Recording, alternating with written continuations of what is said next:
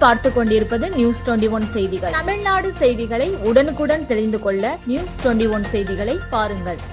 சென்னை தலைமை செயலகத்திலிருந்து தமிழக முதலமைச்சர் மு.க.ஸ்டாலின் அவர்கள் ரூபாய் 64.3 கோடி மதிப்பீட்டில் பக்தர்கள் தங்கும் விடுதியினை காணொலி வாயிலாக அடிக்கல் நாட்டினார். இந்து சமய அறநிலைத்துறையின் சார்பில் திருவண்ணாமலை ஸ்ரீ அருணாச்சலேஸ்வரர் திருக்கோவில் வரும் பக்தர்களுக்கு கிரிவல பாதையில் சோனா நீதி தோப்பு அருகில் ரூபாய் 64.30 கோடி மதிப்பீட்டில் பக்தர்கள் தங்கும் விடுதி மற்றும் பக்தர்கள் வசதிக்காக காத்திருப்பு கூடம் மற்றும் சொற்பொழிவு அரங்கம் என 68 கோடியே 30 லட்சம் மதிப்பீட்டில் புதிதாக அமைக்கப்படும் கட்டிடங்களுக்கு சென்னை தலைமை செயலகத்தில் தமிழக முதலமைச்சர் மு.க.ஸ்டாலின் அவர்கள் காணொலி வாயிலாக அடிக்கல் நாட்டினார்.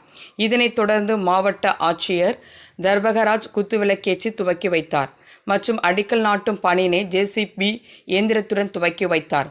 உடன் பாராளுமன்ற உறுப்பினர் CN அண்ணாதுரை, மாவட்ட வருவாய் அலுவலர் இராம பிரதீபன், அருணாச்சலேஸ்வரர் திருக்கோவில் இணை ஆணையாளர் உள்ளிட்ட அரசு அலுவலர்கள் உடன் இருந்தனர் மற்றும் அங்கு அமைக்கப்பட்ட தங்கும் விடுதி புகைப்படத்தினை பார்வையிட்டார்.